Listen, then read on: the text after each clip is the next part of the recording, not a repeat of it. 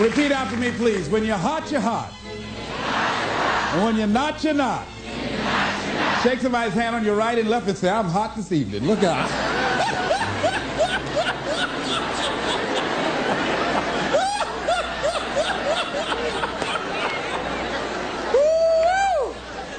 Let me tell you something. Y'all out there fanning like y'all about to get happy or something. Look at Oh, I'm so glad to see you. Now, let me tell you what this is symbolic. We set it up just this way. The reason that we are here this evening to talk about Joe versus the volcano. And so what I wanted you to do was to really experience this. Now, what is it when you're near a volcano that's boiling over and about to explode? What is it that you feel that lets you know you are in the area of a volcano? What is it you feel? Heat. Oh, I know. You feel heat, right? So you're going to experience this volcano because we have things in our lives, ladies and gentlemen, and because we don't handle them, because we don't deal with those things, they begin to get kind of hot. You know, you've heard the expression, boy, I'm in hot water. Have you ever heard that before? And that means that there's something that you're in, that some dilemma that you've got to handle, something that you've got to deal with. So let's begin to look at this guy called Joe versus the volcano, and let's see what's in it for us. I took the liberty of changing some things to enable them to be symbolic for us.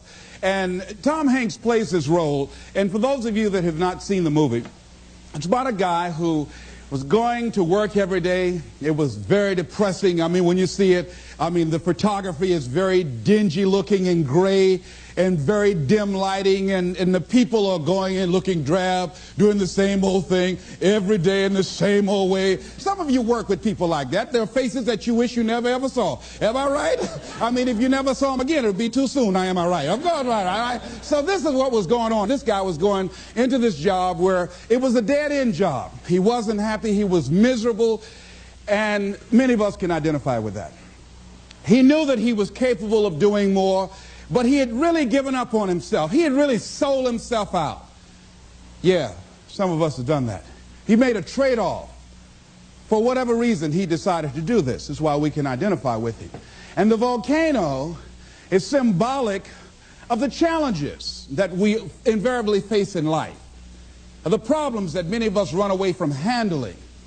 And he had to handle this. And how did he come in contact with this volcano? Well, what happened was he was going to this doctor constantly. He was a hypochondriac because he wasn't living his purpose. His dream had not found his life work. He would create illnesses for himself.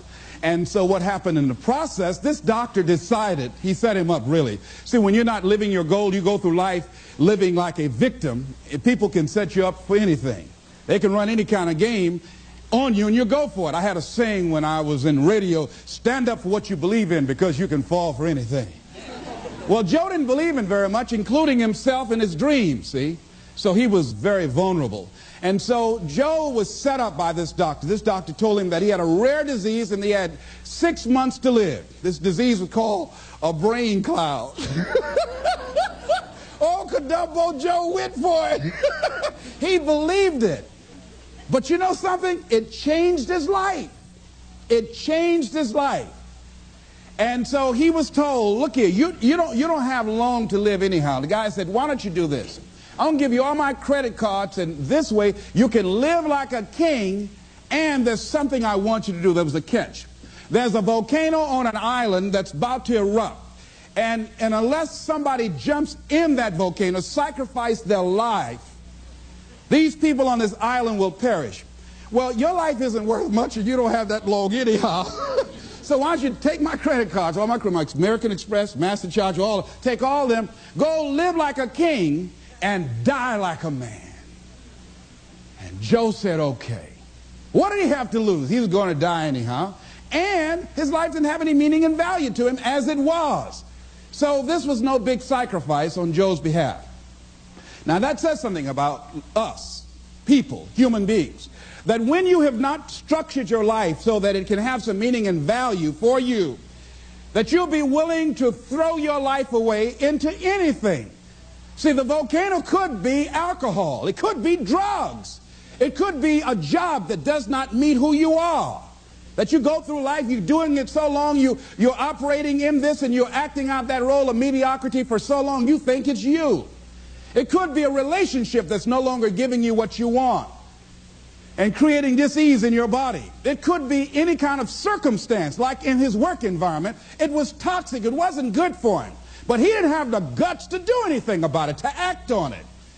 So therefore, it was making him miserable. And as a result, he couldn't see the beauty of life. In fact, in the movie, see, they had, in the concrete, there was a daisy growing up through the concrete. But people were so caught up in the depression and the gloominess of life, they couldn't even see the daisy when somebody just stepped on it one day.